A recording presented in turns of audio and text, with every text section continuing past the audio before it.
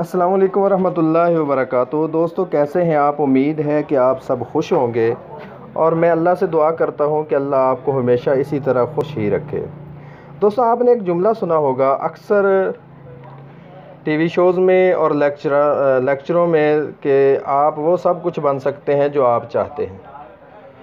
तो दोस्तों, मेरे नज़दीक ये जुमला बिल्कुल गलत है। ये वो गलत फहमी है जो अमूमन हमारे यहाँ पाई जाती है।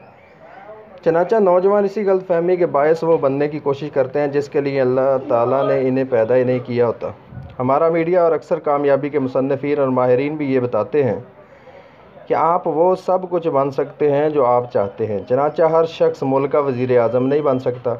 बिजनेसमैन, ट्रेनर, अदाकार, गुलूकार बनने की कोशिश और ख्वाहिश करता है, लेकिन यहाँ ये हकीकत अच्छी तरह समझ लीजिए कि आप वही बेहतरीन बन सकते हैं जिसमें आप पहले से बेहतर हैं।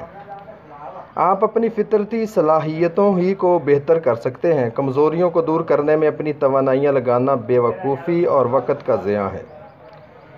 ये तब ही मुमकिन है कि जब आप ख़ुद को खोज लगाने में अपने आप को तलाश कर लें और ख़ुद की खोज लगा लें और ख़ुद शनासी के अमल से गुज़रते हुए अपने आप को तलाश कर लें।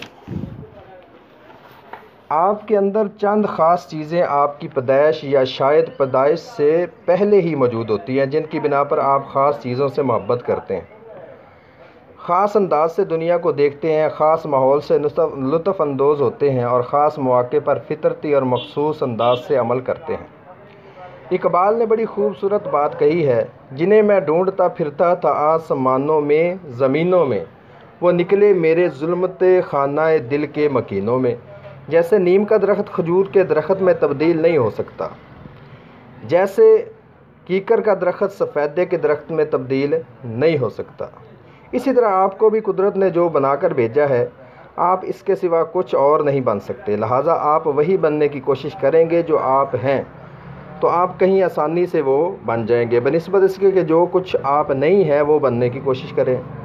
आप जो नहीं वो बनने की कोशिश करेंगे तो कहीं ज़्यादा पसीने बहाने और मशक्क़त करने के बावजूद वो नहीं बन सकेंगे जो आप नहीं हैं।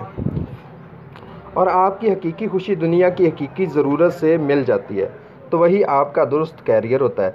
चनाचा आपको वो बनने की ज़रूरत है जिस शख्सियत के साथ आपको पैदा और डिज़ाइन किया गया है।